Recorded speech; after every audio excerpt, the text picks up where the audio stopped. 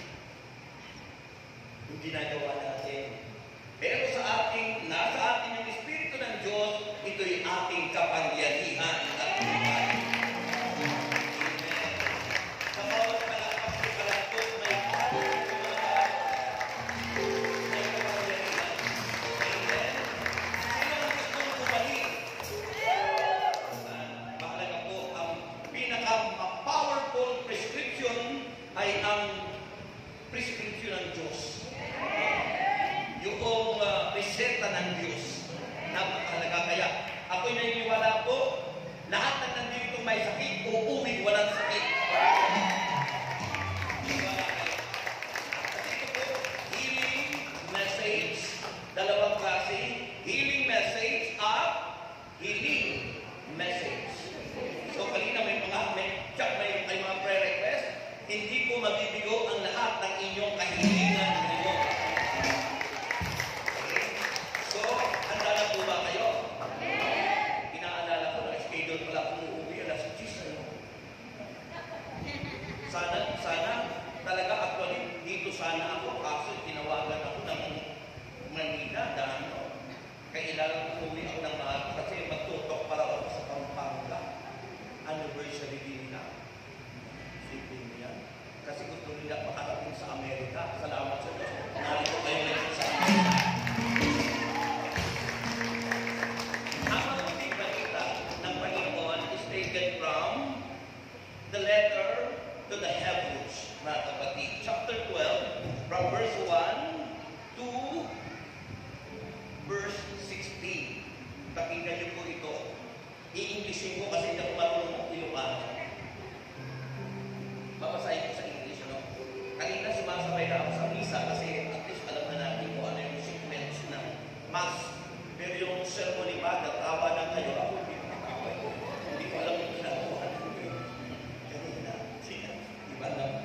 So, makinig na po kayo. Sabi ng Hebrews chapter 12, verse 1, the following verses. Therefore, since we are surrounded by so great a cloud of witnesses, let us also lay aside every weight and sin which clings so closely, and let us run with endurance the race that is set before us, looking to Jesus, the founder and perfecter of our faith, who for the joy that was set before him endured the cross, despising the shame, and is seated at the right hand of the throne of God. Consider him who endured from sinner such hostility against himself, so that you may not grow weary or faint-hearted. In your struggle against sin, you have not yet resisted to the point of shedding your blood. And have you forgotten? Sabi na forgotten. Ulitin nyo. Forgotten. The exhortation that addresses your as son. My son, do not regard lightly the discipline of the Lord. Not be weary when reproved by him. For the Lord disciplines the one he loves, and chastises every son whom he receives. Sabi ko sa wikang Pilipino, lahat ba tayo Pilipino? Lahat ba tayo Pilipino? Sabi ng isa, hindi po Ilocano ako eh.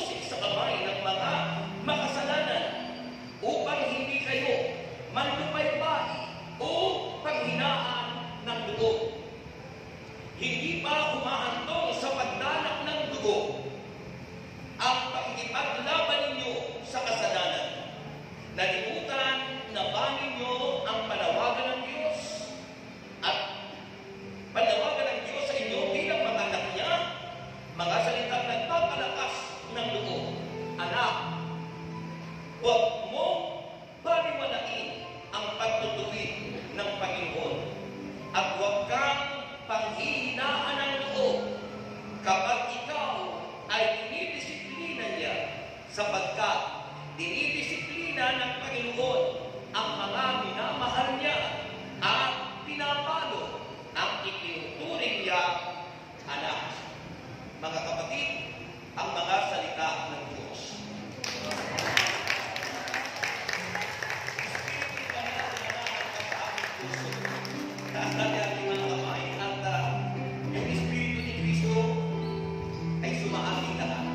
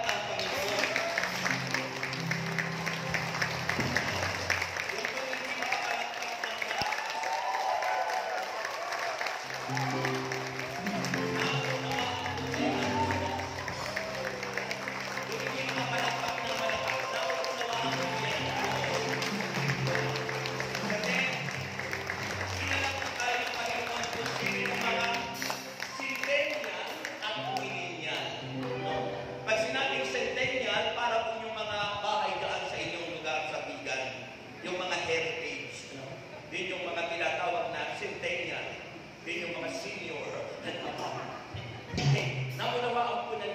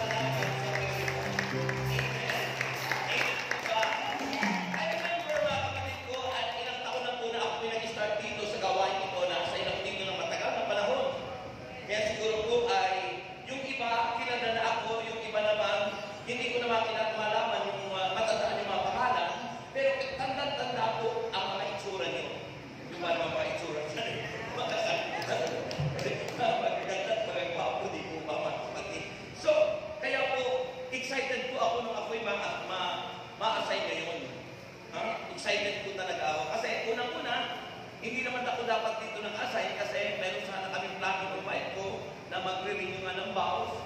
Kanya lang, obedience is better than sacrifice. Ano? Kaya nakatulong tayo.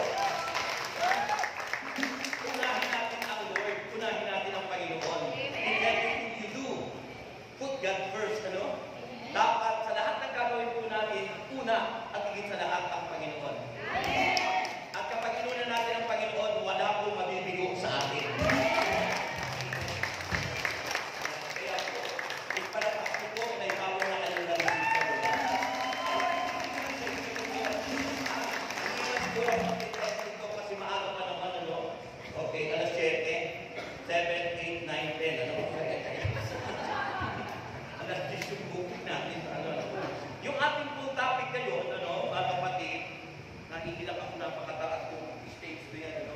So, ang ating pong topic ngayon, mga kapatid kay Kristo, ay ang malalim na pananampalataya tungo sa pagkakaisa.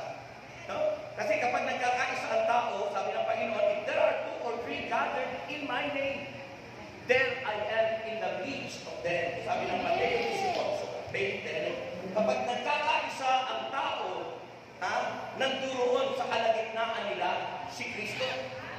Ay ako naniniwala na nirito ang Panginoon at lahat na may sakit ay pagkagaling niya.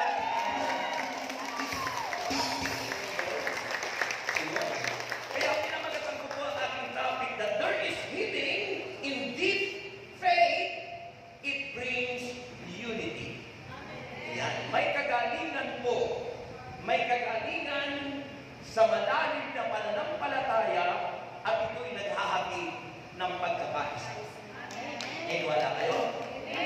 Lahat po naniniwala, pwede na umupo. Yung hindi po naniniwala, mananatiling na kayo. Kumalakak muna kayo ng malakas. Ang sabi ko, kumalakak, hindi kumalakak.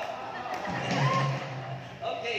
Alam niyo, yung sulat ko sa mga taga-Hebreo, no? Napakalaga po. Hindi po ma-distinguish kung sino po yung sumulat. Sabi kasi ng iba, madalas ina-assume o pinipresume ng mga nagbabasa na ang sumulat ng sulat sa taga-Hebreo ay si St. Paul. Kasi ang kanilang basis ay yung maraming letters, maraming sinulat si San Pablo. But sa pagsisearch po ng mga theologian, hindi naman po ako theologian, kundi tulog dyan. Pero ako po'y nag-aaral sa College of Divine. Nag-graduate po ako sa College of Divine at ako naman po ay naging cum laude. Yan, cum laude lang naman. Salamat at gusto na tulang ko. So, yun po ang sinasabi ng mga theologian, pero hindi po sigurado sino nga ba talaga ang sumulat sa mga taga-Hebreo. At yun po'y nakalagay sa manuscript na it is unknown. Ibig sabihin, hindi po kilala. Inassume na lang ng mga nagbabasa na ito'y sulat ni St. Paul dahil sa dami ng sinulat ni San Pablo. Okay? Pero ano po yung magandang sinasabi ng Book of Hebrews, our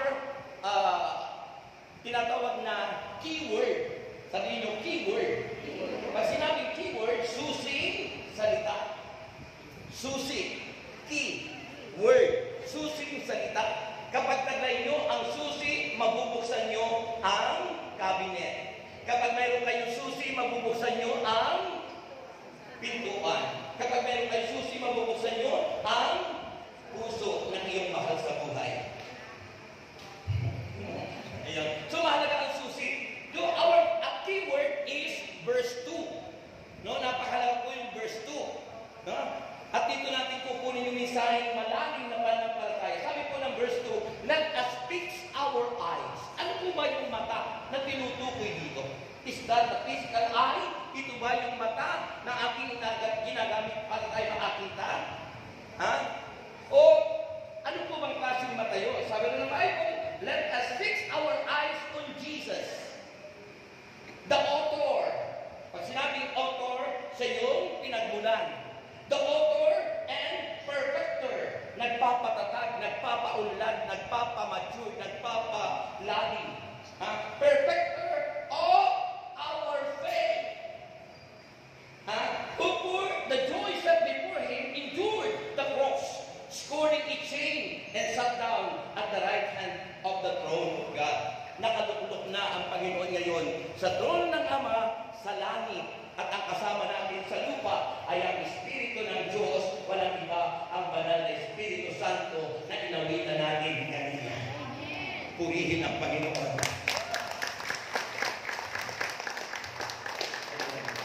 Siguro kung may magmumog ng camera ko doon, ay at least makakaasap tayo. So, yung po ang napakalaga.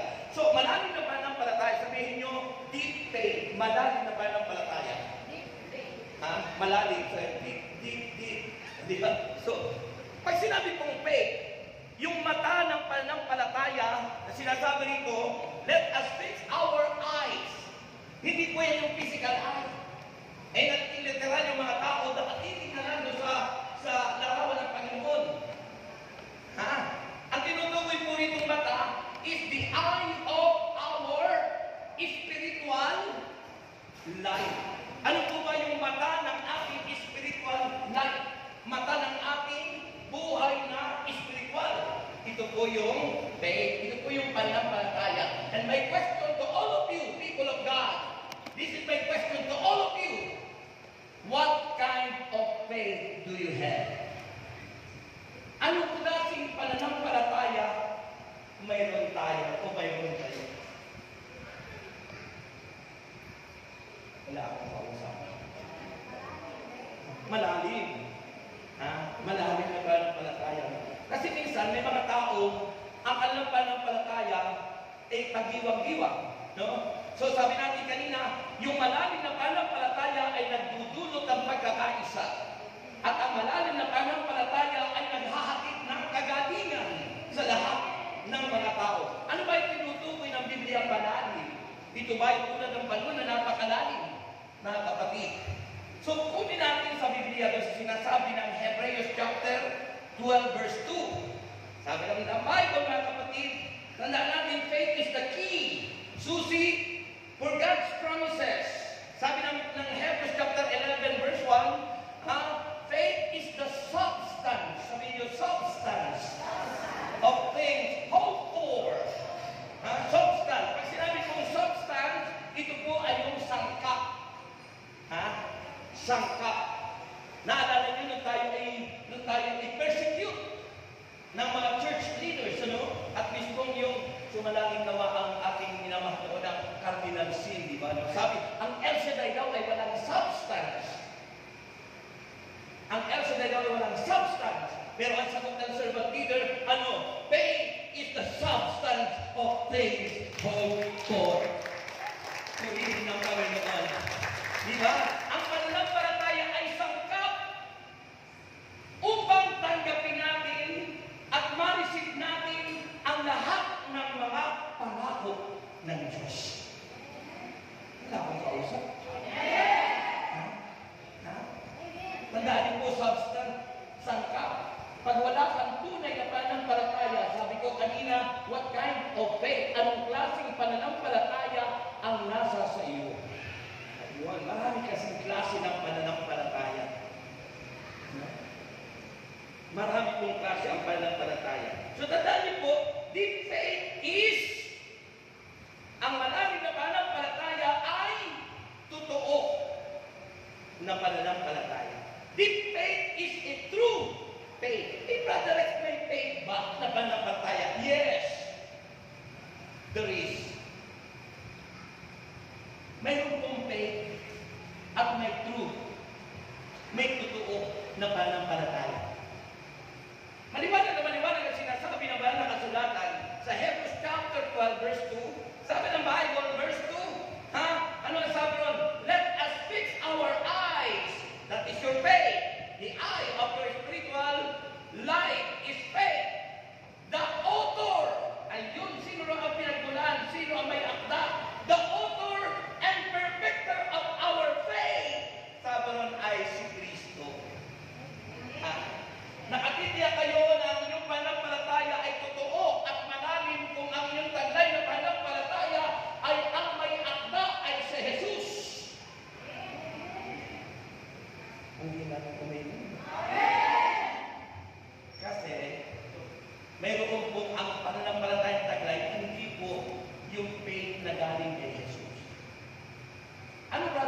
basis ng faith na hindi galing kay Jesus.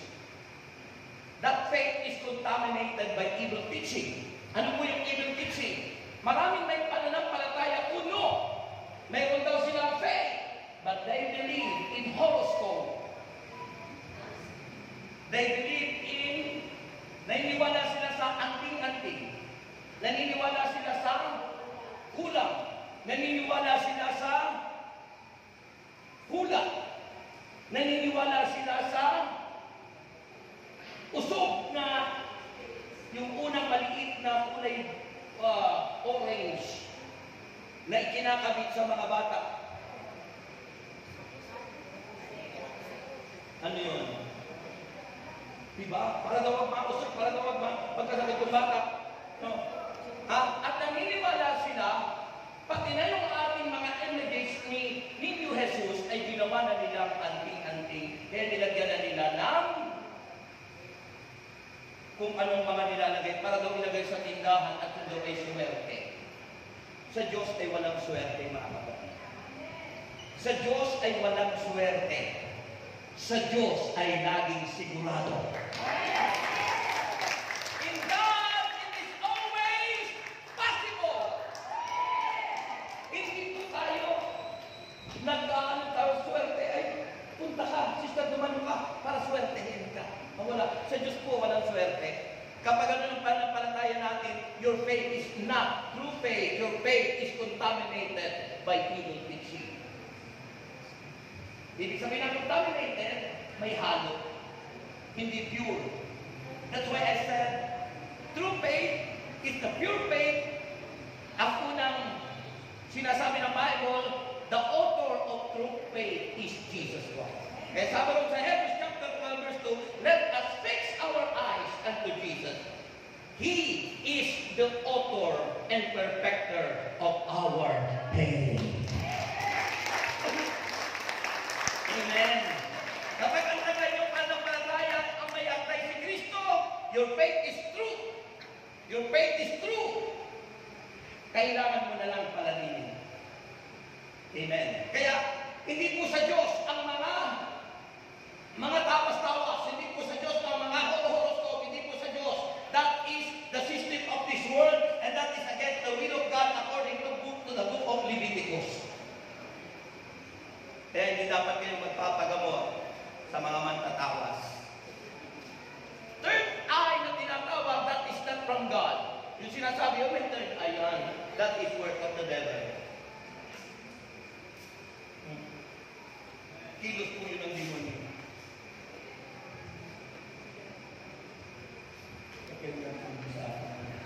Okay. Secondly, true faith and deep faith is a gift of the Holy Spirit. Ang tunay at malalim na pananampalataya ay regalo ng Espiritu Santo according to 1 Corinthians chapter 12 verse 9. So, ang pananampalataya ay gift of the Holy Spirit. Amen. And thirdly, true faith is covered by hearing, and hearing by the Word of God. May pananampalataya ka naman, pero hindi ka nakikinig, hindi ka dumadalo, wala kang time to study the Word. You have no time to pray, you have no time to meditate the Word of God, you have no time to study His Word. Wala kang pananampalataya totoo. Your faith is not true. Kaya po yung malalim na pananampalataya, tatlo lang yung binigay ko. First, the author of Jesus. Secondly, is a gift of the Spirit. Thirdly, true faith is coming by hearing, and hearing by the Word of God, according to Romans chapter 10, verse 17. Ang pananampalataya ay nakukuha sa pakikinig at sa patuloy, hindi po paminsan-minsan. Hindi pag-anniversary lang. Ang pananampalataya ay sa patuloy na pakikinig ng salita ng Diyos. Lahat po tayo tinawag ng Panginoon. We are all invited and we are always inaanyayahan. Dami tayong inaanyayahan. Sabi ng Matthew 11:28, diba? Come to me, all of you who Lumapit na niya kayo sa akin, kay lahat na nakapapaggal, kay lahat na nakabibigatan at lumapas amin. Sabi ng Panginoon, kayo ay aking pagpapahingahin. Sa verse 29 ng Matthew 11:28, pasanin ninyo ang aking pamatok at mag-aral kayo sa akin. Ang tunay na may taglay na pananampalatayang totoo ay patuloy na nag-aaral ng salita ng Diyos. Kung paminsan-minsan lang yan, hindi ka lalago, hindi ka lalalim, hanggang sa dumating baka ikaw pa ang gamitin ng demonyo para magkabahabahagi kayo. Wala akong mausap. Purihin si Jesus. Amen? And to receive, sino nais tumanggap ng mga pagpapalag ito ng Diyos? Sabi ng Bible, to receive healing and unity, our password is indeed faith. So our password is faith. Sabihin nyo, faith. Ulitin nyo. Bakit po lumubog sa tubig si Pedro? Bakit po? Kasi ang sabi ng mga tao, because he has a little faith. May maliit daw siyang paa. Kaya pero kung may malaki tayong pananampalataya, gaano man kaliit ng inyong paa, gaano man kaliit, sa Diyos ay walang imposible, magagawa mong tumakbo sa ibabaw ng tubig. Yung iba, hindi makapalapak ng malakas, parang gagawin. So, password is faith. No? Faith. So, what letter F stands for? To receive healing and unity because of this faith. Ano po ang unang-una? Sabi ko doon sa pagdiriwang ng Advento. The first Advent is the birth of Christ. Ano? Yung pagdating ni Kristo nung sa isilang. The second Advent ay yung final na pagdating ni Kristo dito yung ating iniintay, mga kapatid. At sa Advent na ito, napakahalaga yung forgiveness.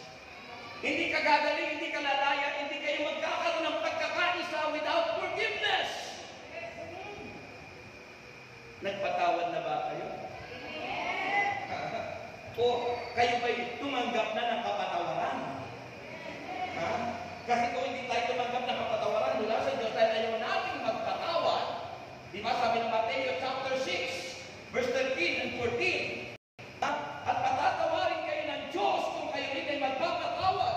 Subalit kung hindi kayo magpapatawad, di rin kayo patatawarin ng Diyos. Kaya ang kapatawaran ng Diyos ay nakasalalay sa ating pagpapatawad. Mga kapatid, kaya kung tayo ay may kimkim na sama ng loob, galit mo at inanakit, mananatili ang sakit na yan sa iyo. It remains in you. Yun ang balakid, yun ang hadlang kung bakit di ka gumagaling. Namumuhay na may kabanalan na ang nangyayari sa iyo ay tinatawag na trials, nothing more than trials. Diba? Pagsubok. Kasi sinusubok ng Diyos yung mga matatatag na kung tunay na ikaw ay mananatiling tapat magpakailanman. Ikaw pa rin.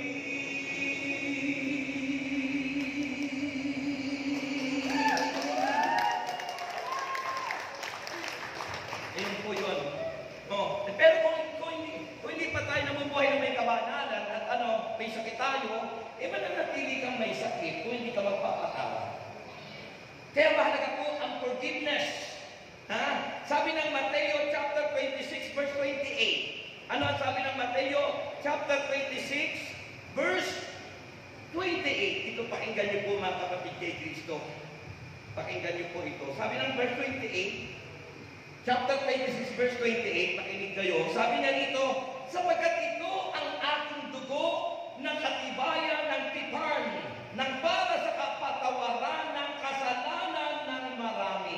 Yung ang Panginoon ay nagkukonsecrate yung bang celebration of the Eucharist. Sabi ng Panginoon, hinawakan niya ang kalis at ang sinabi ron, ito ang aking dugo. Yung may malalim na pananampalataya, maniniwala doon dahil yun ang sinabi ni Jesus. Hindi naman yung sinabi ni Judas. Because we believe in the Word of Jesus. The Word of God is the Word of Jesus. So sinabi ni Kristo, ito ang aking dugo. Yun eh. To believe on it. Kailangan paniwalaan mo dahil ang may sabi ng ay si Jesus. Yun ang malalim na pananampalataya. Yung mababaw ang pananampalataya, hindi mo matatanggap yun. Sasabihin, may simpulo lang yan. Ay, hindi yan totoo. Hindi ganyan yan. Sinabi lang yun ni Jesus kasi i-open niya ang kanyang katawan. Ang babaw ng pananampalataya. Ang malalim na pananampalataya natatanggap mo, sabi ng Hebrews chapter 11 verse 1, ang pananampalataya ay paniniwala sa mga bagay na di natin nakikita. Paniniwala sa bagay na di mo nakikita. Yung initunay na pananampalataya, naniniwala ka, may multo yun, may multo. Pananampalataya rin, pero that's not from God. Pero yung paniniwala, panaling natatanggap mo, napapaniwalaan mo na ito ang katawan at dugo ni Kristo at ito ang maghahatid sa iyo ng kapatawaran ng lahat ng taong makasalanan. Sapagkat walang tao hindi nagkasala o have sinned and fall short from the glory of God according to Romans chapter 3 verse 23. At kung hindi ka kapartaker ng katawan at dugo ni Kristo,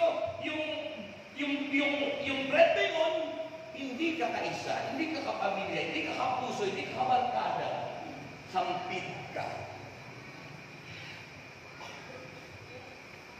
So, ang tunay na pananampalataya, malalim, napapaniwalaan mo ang bagay na di mo nakikita at ang pinaniniwalaan mo, it is the Word of Jesus.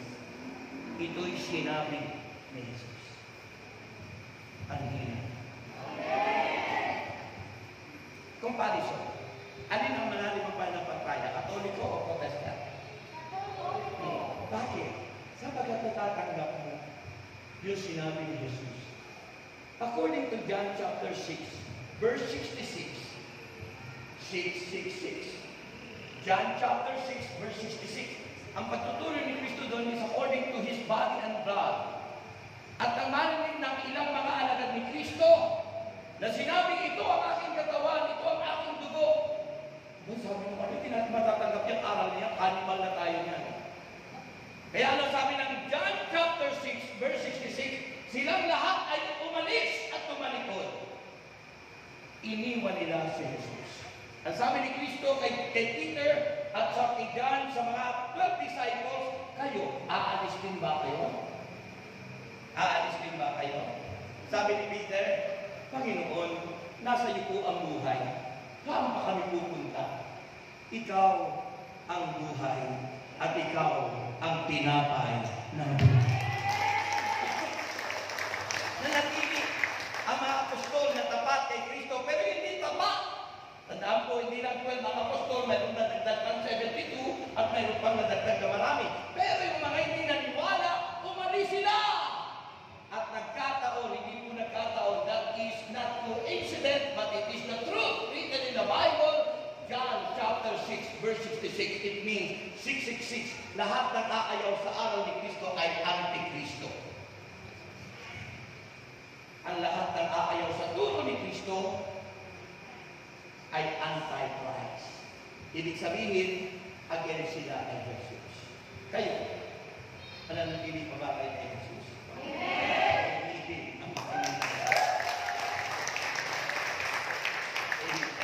That is a deep, malalim na pananampalataya. Letter A. Kasi hindi na ko yung oras. Letter A. Attitude. Kung ang inyong pananampalataya, malalim na pananampalataya, kasi sana'y nagbago na ang ating mga ugali. Kasi sana'y bago na ang ating mga character. Ang ating attitude. Sa 30 years na anibersaryo ng Deacon Chapter, dapat tagapagturo na kayong lahat. Marisol, dapat hindi na tayo ang ugaling bata. Amen. Attitude, sabihin niyo. Sabi ng Philippians chapter 2 verse 5, your attitude should be the same as that of Christ Jesus. Dapat daw tayong mga believers of Christ, may taglay na pananampalatayang malalim na magbigay ay si Kristo, na regalo ng Espiritu Santo na nakuha mo sa pakikinig ng salita ng Diyos. Dapat ang taglay mong ugali, attitude, ay ang tulad ng ugali ni Jesus. Si Kristo po, kahit na pinatukan, dinuraan, ipinako sa krus, never na may narinig siyang nagreklamo at pang-aaway o ano man, hindi siya nagiganti. Ano ang sabi ng Panginoon? Nakabayubay sa krus, Ama, patawarin mo sila. Hindi nila alam kung ano ang ginagawa. Bakit hindi nila alam? Totoo yung sinabi ni Kristo. Hindi nila alam yung ginagawa nila because they were dead. Sila ay mga patay. Sapagkat ang taong walang pananampalataya, walang connection sa Diyos. Ang buhay natin ang Diyos, kaya sila ay patay. At ang ginagawa nila ay hindi nila alam. Patay. Dalawang uri yung patay ng tao. Ano? Yung wala kang connection kay Lord, spiritually dead. At yung physically dead. Yung spiritually dead, yun, yung hindi, walang malalim na pananampalataya. Kaya ang ginagawa nila, puro kamunduhan. Ang ginagawa nila ay conforming to the pattern of this world. Na sinabi ng Bible sa Romans chapter 12 verse 2, do not conform any longer to the pattern of this world, but be transformed by the renewing of your mind. Mag-iba na kanya-kanya kayo ng isip. Huwag kanya kayo umayon sa takbo ng mundong ito. Mag-iba na kayo at magbago ng isip. Wala akong pausap. Abay, ako manila na yun. Ano yung marista? Kung baka kanina. Kapatid. Kaya po, kung kayo may mga anak, kung kayo may mga kamag-anak, o kayo may mga kaibigan, na ang ugali ay hindi pa nagbago, huwag yung awayin. Dapat maunawaan nyo na yung mga tao ito patay pa. Anong gagawin mo? Ipagdasal mo. Panalangin mo. Halimbawa, tulad ko ako, minsan dumadanas din ng pagsubok, minsan yung anak ko sa una. Di ba? So, minsan kasi pag ang tao nag-backslide, anong papasok dyan? Pag ang tao nag-backslide, babalik yung masamang espiritu at magsasama ka ng another 7 spirits.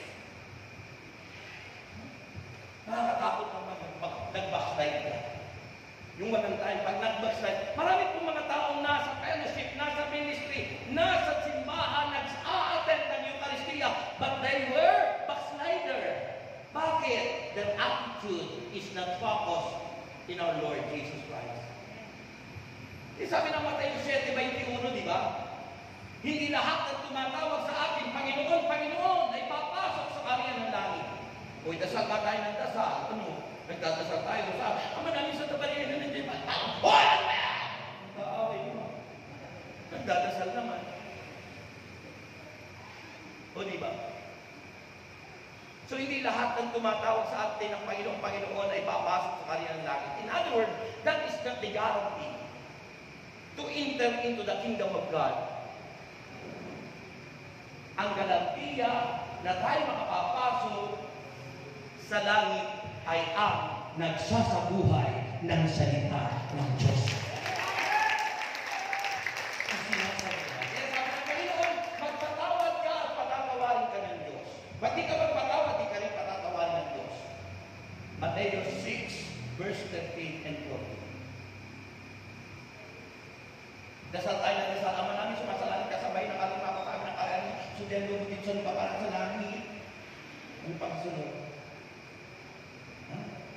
Diba sabi doon, patawarin po kami sa aming kasalanan tulad ng aming pagpapatawad sa nagkakasala sa amin. Memorize yung our Father in heaven, how we forgive us, Lord, as we forgive those who trespass against us. Pero hindi naman nagpapatawad. Memorize. Diba? Kailangan pa bang i-memorize mo? Memorize mo nga, hindi mo ginagawa. Useless. Diba? Nakapag na kayo. So yun po yun. So, mahalaga po yung ugali. Pangatlo, letter I sa password po natin. Bakit tayo may password? Ano ang ating tinutuklas? To receive healing and unity in a deep faith in Christ, mga kapatid. So, letter I is interest. Hindi po ito yung tubo sa bangko. Yung ikaw ay interesado. Interesado kang magbago. Interesado mong isabuhay yung salita ng Diyos. Interesado kang magpatawad. Hindi lahat po nang nagsasabing, ako'y magpapatawad ay hindi naman totoo. Tandaan po natin, mahalaga po yung pagpapatawad po natin ay pure o tinatawag genuine. Genuine forgiveness. Ano po ba yung genuine forgiveness? Yung walang halong pagkukunwari. Yung walang pagbabalat kayo. Yung walang kaplastikan. At ang pinakamatindi, yung hindi ka urukan. Ano ba yung urukan? Di ba yung plastic ka? Yun po yun. O kaya monoblock. Kaya po, ang tunay na pagpapatawad ay may interest kahit hindi ka nagkukunwari. Diba? So yun po yun. Ano ang interest na sinasabi? Sabi ng Philippians chapter 2 verse 4, each of you should look not only to your own interest. Hindi lang yung pansarili ang iniisip. Remember the word Catholic. Remember that? Sabi niyo, Catholic. Catholic means universal. Pangkalahatan. So if we are Catholic, ako'y nabubuhay hindi para sa aking sarili lang. Awit tayo ng awit, di ba? Pag ano, sa Tagalog, ano? Walang sino man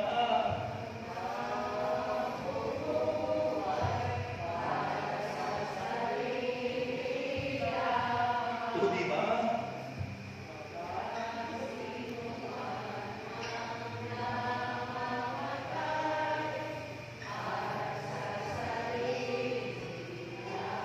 Yun ang ibig sabihin ng Catholic. Pangkalahatan. So, halimbawa, mayaman ka na, pero hindi ka naman nagsishare sa iba.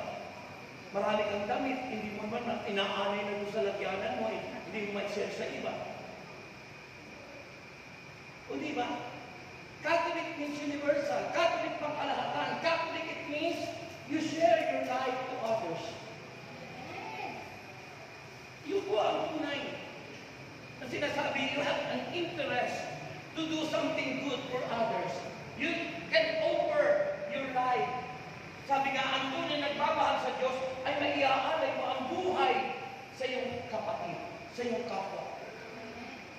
Hindi mo paghihinayangan. Alam mo mga taong walang malalim na pananampalataya, ang puso nila ay ano? Nangihinayang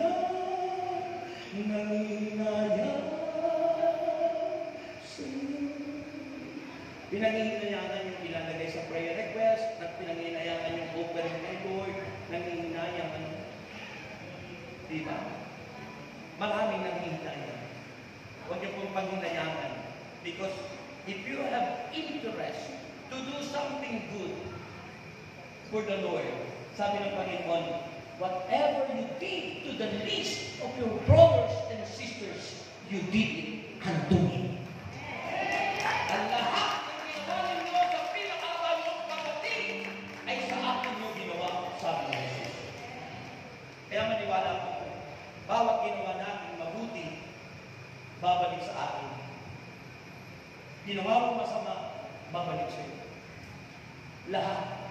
What you sow is what you reap, according to Galatians chapter 6, verse 6. Kung ano ang inihasik mo, yun ang aanihin mo. Ibig sabihin, kung ano yung ginawa mo sa iyong kapwa, yun ang babalik sa iyo. Purihin si Lord. Kaya lalo pagyalaman ang mag-asawa ni Doktora at ang kanyang bagong husband na yan. Dahil sinurprise nila kami sa aming special renewal of power. Surprise. Diba? Yun po. Surprise talaga. Diba? Ganun po yun. Kaya kung anong ginawa mo sa kapatid mo, sa Diyos mo ginawa. Diba? At ano yung magandang golden rule na sinasabi? Kung ano, sabi? Kung ano ang di mo gusto, huwag gawin sa iba. Kung ano ang iyong inutang, ay siyempre kabayaran. Ayun, mga kapatid, purihin natin ito. Kung may malalim na pananampalataya, hindi pinanghihinayangan yung ginagawa mo sa iyong kapwa. Pero yung mga taong ang taglay na pananampalataya ay hindi totoo. Naku, yung ginawa niya, anong ko pwede yun? Sayang mo, bakit hindi ka mo? Pinanghihinayangan. Mga kapatid. Maraming gano'n ako, dati gano'n eh. Nangingayon ako sa mga. Pero habang tumatagal, lumalalim, hindi naman yan instant eh. I don't believe it. Instant change. Naniniwala pa ako sa instant healing. Tulad ko ngayon, pag-uwi nyo, magaling na kayo lahat. You have to faith in God. So yun po yun, interest. So sabi naman ng kasulatan, Philippians 2 verse 4, each of you should look not only to your own interest, but also to the interest of others. Yung iba, isipin mo rin yung iba. Hindi lang puro ikaw. Kasi pag ikaw lang nasa isip mo, ang another thing mo yun ay yung ano, ako,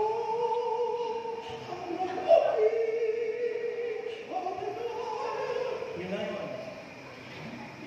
Apology, ang kanilang natapos, theology, apology, laging siya lang magaling, wala nang iba. Siya na lahat, wala nang ibang magaling. Kaya, yung iba, ayaw nilang magkaroon ng mahusay kasi baka siya mapalitan. Baka siya ay maalis sa pwesto. No? Diba ganyan yung mga Pariseo? Kaya si Kristo pinapakos ako. May political, dahil ayaw nila sila ay masasapawan. Eh, sabi ng mga tao, bakit iba magturo yan? Bakit may power kung magturo si Kristo? Hindi tulad ng mga escriba at mga Pariseo. Wala daw power, sabi ng mga tao. So, ayun, mula noon, naghiganti na yung mga mapagtimbabaw. So, binalak na nilang patayin si Jesus. Ganun din ang nangyayari sa kapanahunan. Kapag ikaw ay medyo, kaiingitan ka, sisiraan ka hanggang sa dumating ang panahon. Hindi niya alam yung ginagawa niya yun, babalik sa kanya. Hanggang sa dumating ang panahon, maglalakad siya, hindi na makalakad, hinahod na ang tuhod niya, na-stroke bigla. Amen. Kaya po, huwag kayong maniwala po kayo. Ako may kaibigan, nung hinawakan ko yung isang kaibigan, walang ako ginagawang masama, pero ganun lang sa akin. At ayaw itutubig siya. Ayaw itutubig. Alam mo, nung isang araw na balita ako, sabi mo yung mga kasama ko, council elders sa Amorsolo, Brother Ed, si ganito, nako, yung kaibigan mo, kaibigan ang tawag sa akin, ito naman kaibigan ko, tinuring ko siyang kaibigan, kaso ako naman hindi ata niya tinuring na kaibigan. Sabi niya, nako, Brother Ed, ngayon, hindi na, hinahog na ang tuhod, na-stroke bigla. Kaya huwag kayong, sabi ng Panginoon, ayon sa pananakasulatan, huwag natin sasalingin yung mga taong ginagamit ng Diyos. Huwag niyong sisiraan ang inyong mga kapatid na pinapadala rito. Huwag niyong sisiraan ang mga naglilingkod sa Diyos, sapagkat ang lahat ng yan ay babalik sa inyo. Amen. Sabi ng Philippians chapter 2 verse 21, for everyone looks out for his own interest, not those of Jesus Christ. Mga kapatid, for everyone look out for his own interest, not those of Jesus Christ. Isipin mo, kapag sarili lang ating iniintindi, ay ikaw ay wala sa focus. Dahil ang focus natin dapat ay si Christ. Amen. Amen po ba? And letter P, mahalaga po sa faith. Letter P sa faith, na password natin is, you need to listen to Christ's teaching. Kailangan natin makinig sa araw ni Kristo. Hindi po yung unang pagbasa, unang pagtulog. Ha? Hindi po, kanina pangalawang pagbasa may mga tulog na tulog. At kung naghuhumili na si Father, ay nako, daydreaming na. So kailangan sa mga gawain ng Panginoon, nakikinig, taimtim na nakikinig. So sabi naman ng kasulatan, listen to Christ's teaching according to Romans 2, John chapter 8, verse 31 and 32. Kung patuloy niya kayong susunod sa aking aral, sabi ni Jesus, tunay na kayo'y mga alagad ko. Makikilala niyo niya ang katotohanan, katotohanan ang magpapalaya sa inyo. Sa sakit, sa kalangaman, sa kahirapan, sa problema, sa lahat-lahat, ang magpapalaya sa atin ay si Jesus. Amen. Amen. And finally,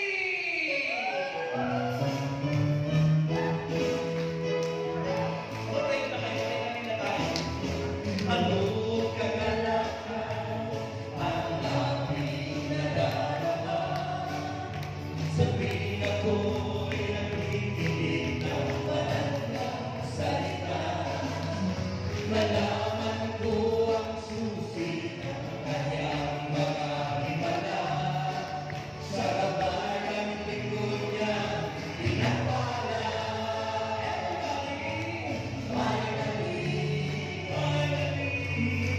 Ako ngayon ay pabubuhay.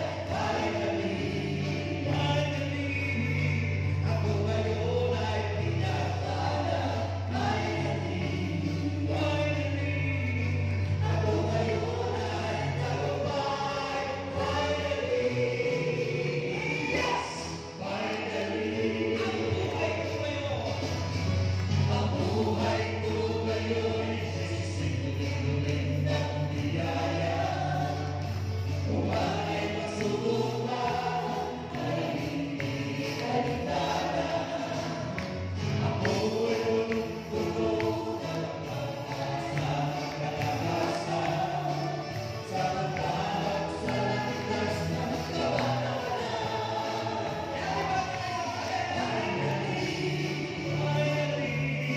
Ako ngayon ang kayana. Finally, ako ngayon ay nakakana. Finally, ako ngayon ay tagumpay.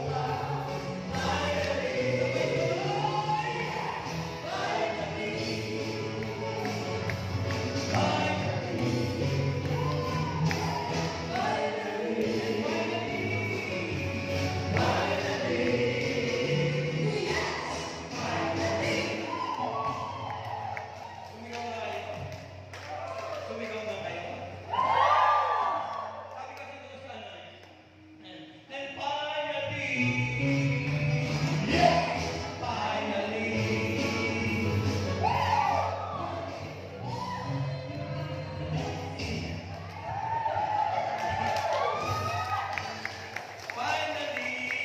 finally, sigaw na kayo. Sabi ng Bible kasi, hayaan magsigawan. Yung iba ayaw sumigaw. Ano?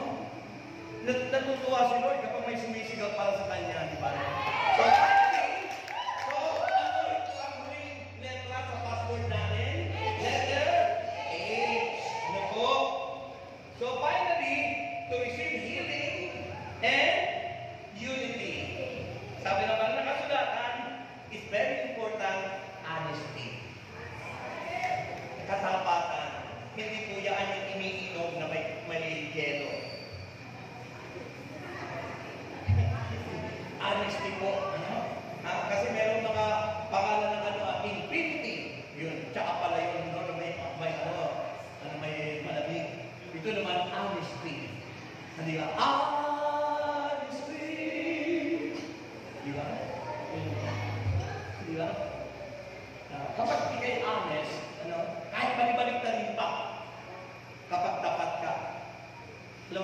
Madalas daw, maraming nagkakahiwalay na pamilya. Nawawasak ang tahanan dahil nawawala ang katapatan. Honesty is the best policy. Ano yung policy? Yung kontrata. yung pulisiya. Ha?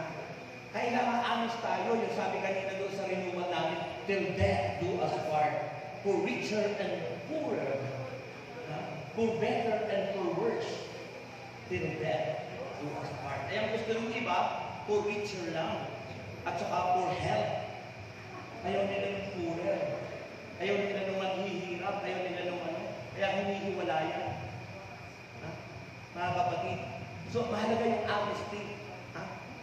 Honesty ay ito'y katapatan na in all areas in life, kailangan makita sa iyo. Kasi sabi ng banal na kasulatan, doon sa Proverbs chapter 12 verse 17, mahalaga yung isang taong tapat. Si Kristo nung nangaral, sabi ng mga alagad, Panginoon, alam po namin kayo ay tapat. Ang ginamit sa word sa Bible ay integrity. Yan, may integridad. No? May isang salita. At sinabi integrity, yun din po yung ibig sabihin nun, tapat siya. May isang salita, hindi nagiging double-minded. Yung pabago-bago ang isip. Pag sinabi mo yes, yes ka talaga. Ngayon, usong-uso na, sabi mo, ikaw ay white ka pala, parang nagiging orange, kaya pala ang symbol nila ay parang blood na ay iba-iba. Kasi, napeke ako dati nun, naglalakad ako sa may Ayala. Ay, yung nasa unahan ko, ang sexy-sexy ako. May conscious ako. Ginawa ko, binilisan ko yung lakad ko. Pinunahan ko siya. Tapos pagdating ko sa malayo, lumingon ako. Yung paglingon ko, ang laki ng apple, ano ko sa peke pala, hindi pala sexy. Marami na ngayon fake. Maging sa pananampalataya may fake. Kung lalaki gustong maging babae, at may babae gustong maging lalaki, that's against the will of God. So they were possessed by the Holy Spirit. Kasi po, there is no other gender in the Bible. It's only two gender, male and female. Wala po mga kung ano-ano pa. At yung paglaban sa Diyos, napakalaking kasalanan, mga kapatid. Kaya sa mga oras na ito, mahalaga po yung malalim na pananampalataya. At ang malalim na pananampalataya, ito ang naghahatid sa atin upang tayo magtagumpay. Gusto niyo magtagumpay? Alam niyo po, ako ay maging lingkod na ng Diyos. Nung wala pa ako sa Panginoon, ako po'y talagang poor na poor. Sabi nga, maaaring sabi, poorer of the poor. Mga kapatid. Abang-abang. Poorer of the poorest. Hindi po ba? Talagang sa mga abang-abang. Nagdanakaw ako ng niyog, nagdanakaw ng saging para lang may makain. Nung ako binata pa yun. Kasi namatay yung tatay ko at yung nanay ko na ay nag-iisa na lang. Ako lang po yung gwapo sa aming mga kapatid. Kasi lahat kapatid ko babae. Kaya, so ako lang nakapag-aral, sila hindi. So nung nag-aral ako ng high school, nagputang ng Manila. Nag-stowaway ako at nagsikap mag-aral. So yun po yun. Siguro pwede ako nag-aral, hindi ko maging asawa si Luisa. Diba? So, yun po. Pero, alam mo po dahil sa kawalang alaman, sabi nga ni Hosea chapter 4 verse 6, yung pagiging ignorant ng isang tao, yung naging dahilan ng kapahamakan natin. My people are perished, destroyed for their lack of knowledge. Hosea chapter 4 verse 6 po yun. Kaya, kapag ignorante ang isang tao, tulad ko noon, ignorant ko ako, wala akong alam, hindi ko alam kung ano dapat kong gawin. Kaya po, ano nangyari sa akin, sumabak po ako sa mga kamunduhan. At doon sa kamunduhan yun, nakuha ko ang sakit na enlargement of the heart, rheumatic heart disease, 4 na ugat may bara, tapos po may yung hepatitis, nagkaroon po ako ng spot sa baga, nagkaroon ako ng ulcer, ang daming sakit na karamdaman dahil sa mali kong ginagawa. So yun po ang naging sanay. Nahihirapan na po ako noon. Ang nagbukas po sa isipan ko, yung Mateo 11:28, nang marinig ko sa radio. Pinabukasan na punta po agad ako. Nung tanggapin ko si Kristo, hindi po nagtagal. Lahat ng sakit na yun ay pinagaling ng Panginoon. Bakit si Jesus ang great healer of the Bible. Kaya po napakalaga, sabi natin, the great prescription ng Diyos ay yung kung tayo lumapit sa Kanya. Yung paanyaya niya, come to me, all of you who are heavy laden. At lahat po nang gumaling po yung sakit ko yun. Dati po nun, payat na payat ako. Pero, gumaling po ang lahat ng yun. 1986 po yun nangyari. bago pa po ako ma-assign dito sa Tigano. O, isipin niyo po, wala akong pera pang bypass, wala akong pera pang pa-opera, hindi po ako nagpagamot ng gano'n. Isa lang yung aking nilapitan, ang Diyos. At mayroong taong ginamit, uminom po ako ng 1 year na gamot na yung para sa puso, at yung po ang naging dahilan na ako'y tumaling. Alam naman natin, ang mga yan ay ginagamit din ng Diyos, mga kapatid. So, kung gusto niyo bumaling ngayon, sino sa inyo ang may cancer? Ulcer, hepatitis, arthritis. Ayan. So, ngayon yung oras na ito kasi wala na po tayong oras. Itaas po po ang inyong mga kamay. Sabi ni Panginoon Jesus, patawarin niyo po ako sa lahat ng nagawa ko kasalanan mula po sa aking pagkabata hanggang sa kasalukuyan. At mula po ngayon, nagpapatawad po ako sa mga taong nakasakit sa aking damdamin. At humingi po ako ng tawad sa iyo. Panginoong Jesucristo, iniaalay ko po sa iyo ang aking buhay. Kaya sa oras na ito, Panginoong Jesus, ako'y lumalapit, nagpupuri, sumasamba sa iyo.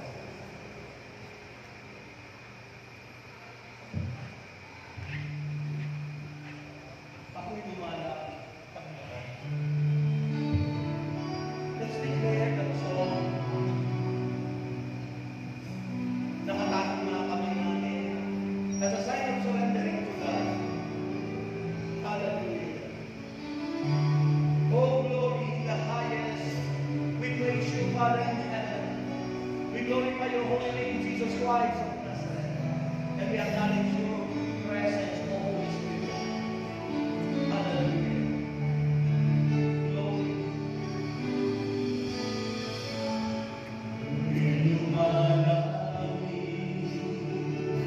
Sumasamba, nagpupuri sa iyo, luwalhati ka, O Diyos.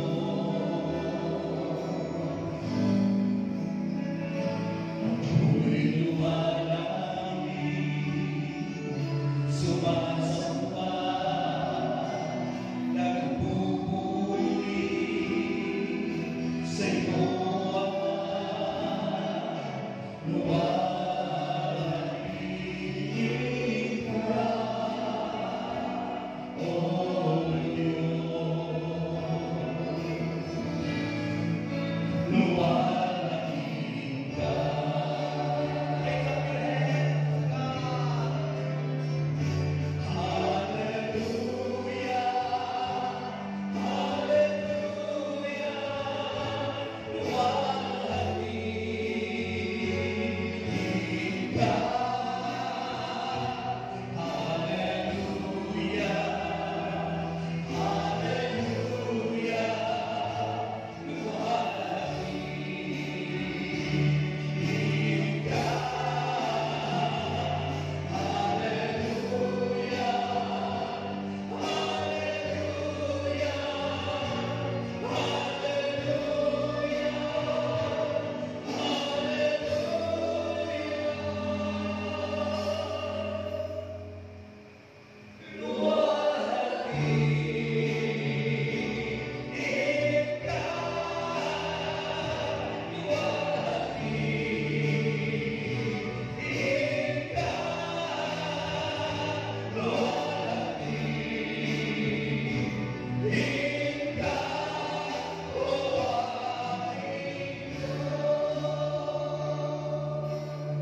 Let's pause for a while. Raise up your hand. I-focus nyo ang inyong paningin, ang inyong puso, ang inyong pananampalataya kay Jesus. Alalahanin niyo po ano ang sinabi ni Jesus. Alalahanin niyo po ano ang kanyang sinabi sa inyo. Siya ang Diyos na kanyaya sa atin sa dami. Kung wala siya, hindi tayo mabubuhay. Without Him, we can do nothing, brothers and sisters. And without Him, we are dead. He is our life. Si Kristo ang ating buhay.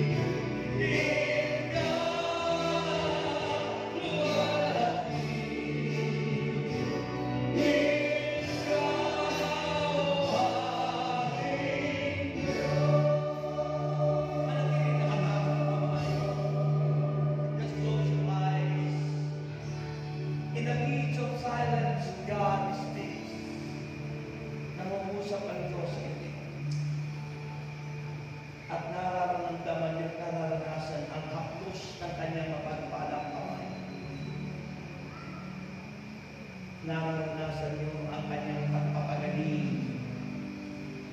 Naranasan niyo ang kanyang biyaya. Naranasan natin lang. Dumadami ang kanyang kapatid. Because we are very, very sure that He is here in our midst. Narito siya sa ating kanya. I'm sure the presence of God is here tonight. And He is the great healer. The great provider. Siya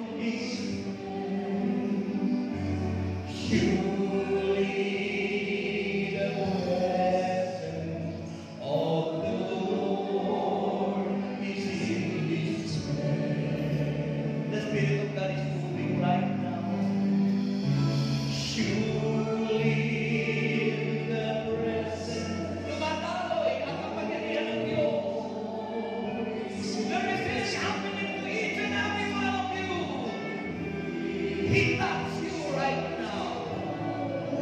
The hand of God is there to touch you, to heal each and every one.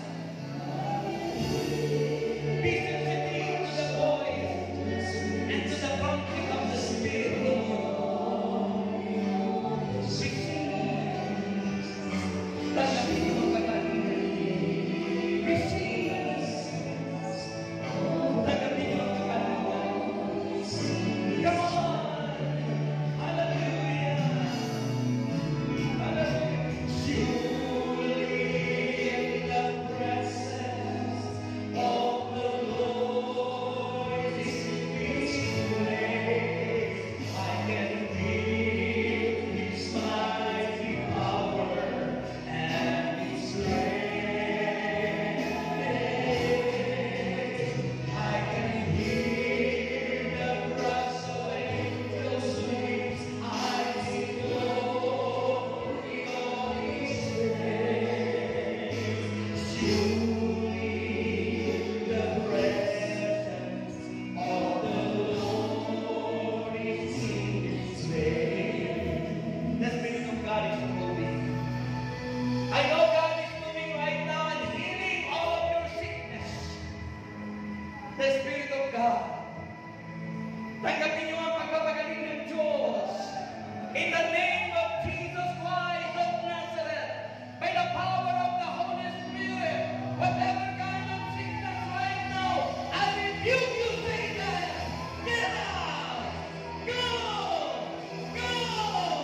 Get out! Go! Tumaling ka pa! Get out! Go! Go! Go!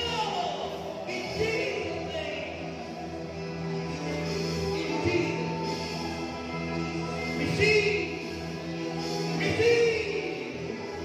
Receive! Be healed! Be healed!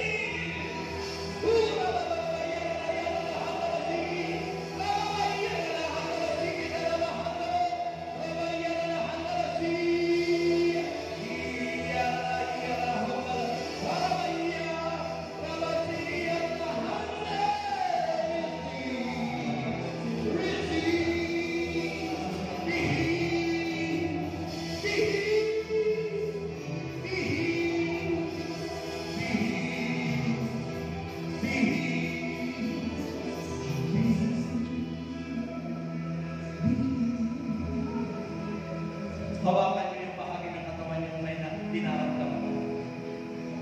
You feel it. In the name of Jesus. In the name of Jesus, I declare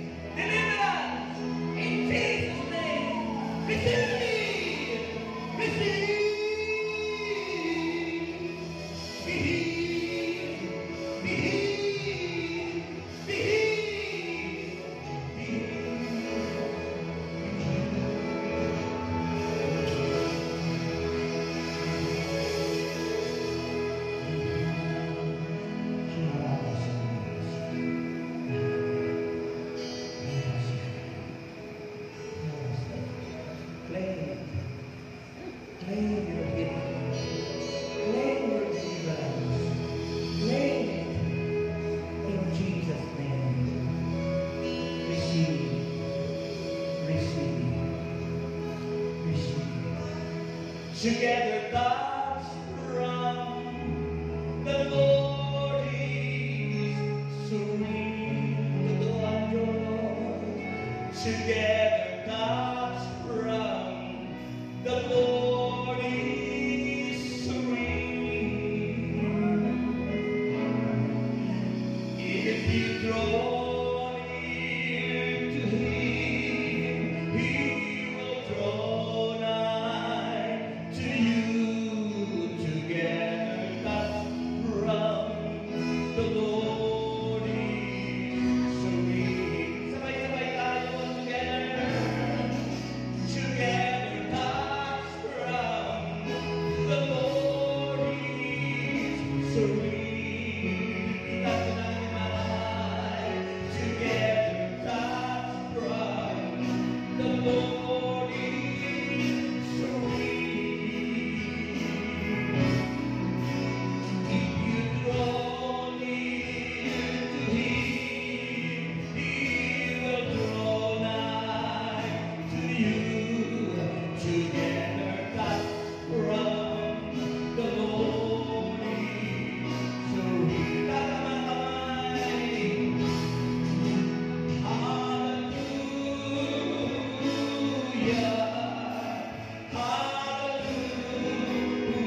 Hallelujah. Jesus is coming. He's coming again. Hallelujah. Hallelujah.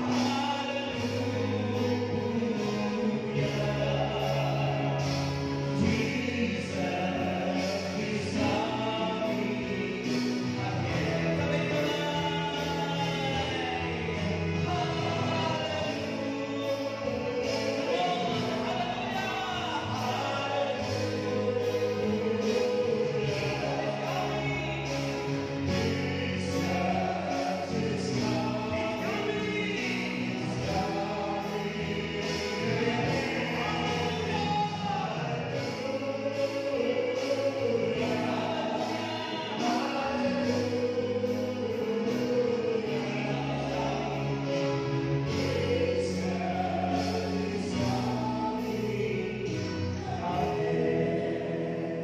Ibigay ang malakas na palakpak kay Lord. Yung malakas. Yung malakas. Lahat ng pinagaling, sumigaw! Sabihin mo, I am healed. Sabihin mo, magaling na ako.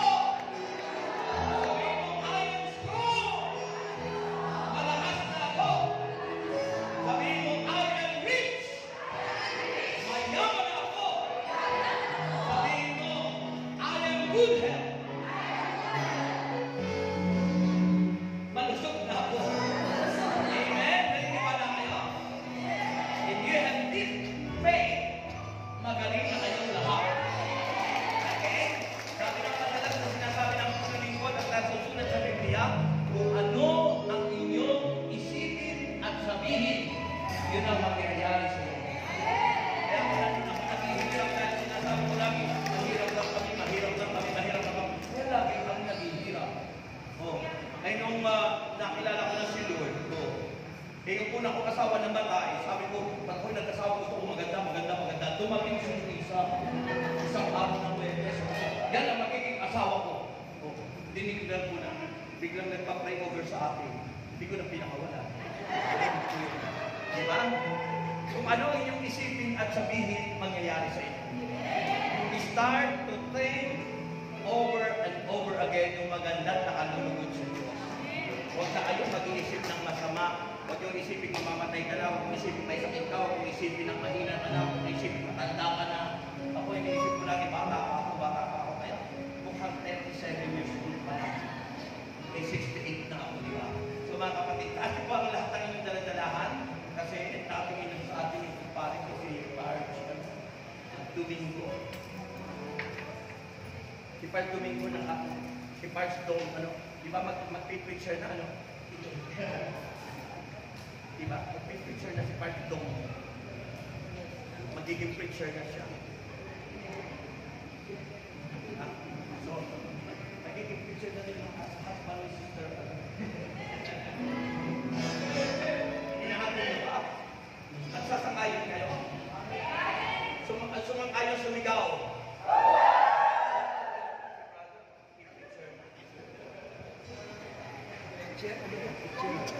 Yung nalala yung buhay natin sa Lord, i-offer natin lahat sa Lord. Taas ang lahat ng yan, ha? At maniwala kayo, answer prayer kayo. Ama namin Diyos, kami nagpapasalamat sa tagumpay ng ika-30 anibersaryo ng gawain ng Panginoon. At dalayan po pagpalain po kami lahat at ang lahat ng aming mga prayer request ay inakila po namin kami lahat ay answer prayer na. At inakila po namin, Panginoon, ibabalik po siksik, hindi kumaapaw ang lahat po ng aming mga alad hando. Amay po, aming sabot dalangin, Lord, as to say, give thanks with a grateful heart of Jesus. Habang inukulit ka na po ang inyong mga prayer request. Let us give thanks. At kami nga po may ihagis po akong bonus nyo. Sana po mag-uisip.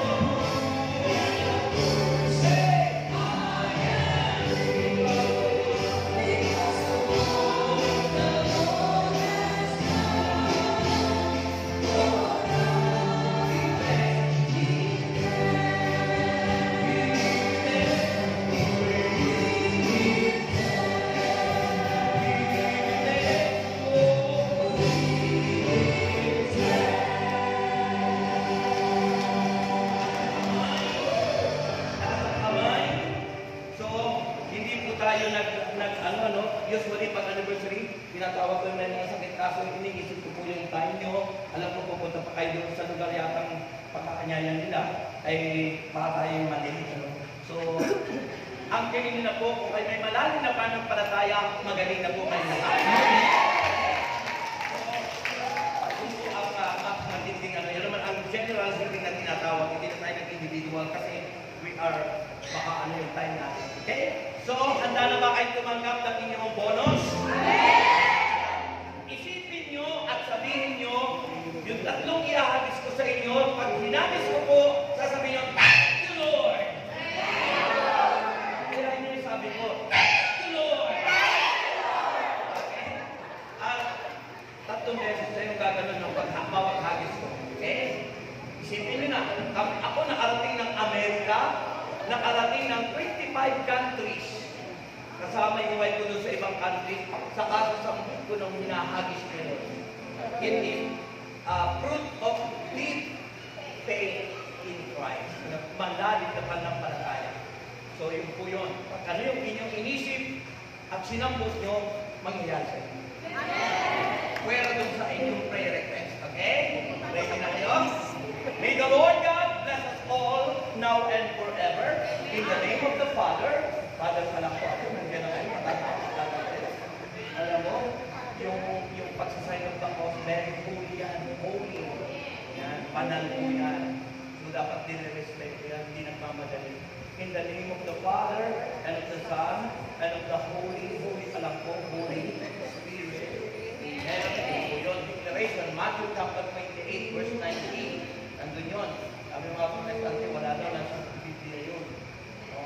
At sinabi ni St. Paul, ang krus ay ating kapangyarihan at buhay. The power of the cross. So, Kaya matibay yung ating pananampalataya. Huwag kayong maniniwala sa mga sulpot-sulpot lang na sabi ng Panginoon sa pagsuling araw, lalabas ang mga ulahang puter. Huwag kayong matatay. Ha?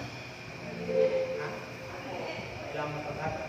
At mag-aya pa kayo ng mag-aya sa El Shaddai kasi ito ay support to our Mother Church. Ang El Shaddai Ministry, hindi po tayo nagpiwalay sa simbahan kasi wala nang dapat itayo pa. Iisa lang yung dapat magtayo, si Kristo lang at naitayo na yun. Yung mga nagtatayo, kinakalaman si Kristo, nagtatayo ng sarili simbahan nila. Walang alam sa mistis. Nagmamarunong. Isa lang yung naitayo at isa lang yung tagapagtayo, si Kristo yan. Kaya ang kailangan itayo ng mga tao, ministry in support doon sa itinayo ni Jesus. Ang Iglesia Apostolica. Iglesia, totoo Iglesia tayo. Tayong Iglesia totoo, year 33 AD, Anno Domini, year of the Lord. Tayo yung totoo yan. Nasa na. Okay? Handa na kayo? Naisip nyo na? Saan kayo gustong magpumagkaw? Ito na. Ito na ang una. Sisigaw nyo na malakas. Ito na! Pangalawa. Sisigaw nyo na malakas. Ito na!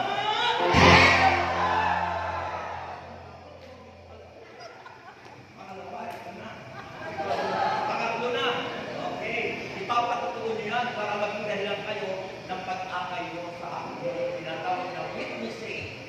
Sasabihin nyo na, talaga yung kasasapot namin, dahil sa malalim na pananampalataya, answer prayer talaga.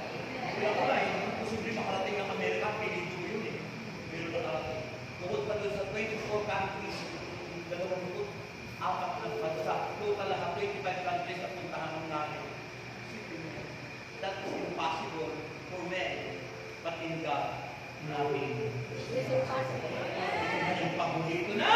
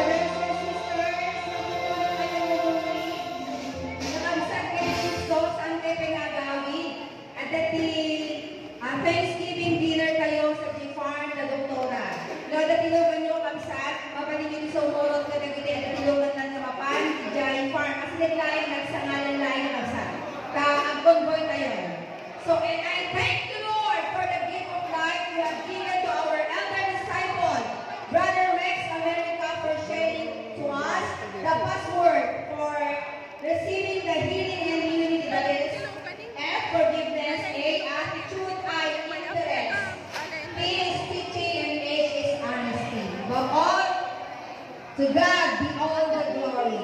Sa ngalan po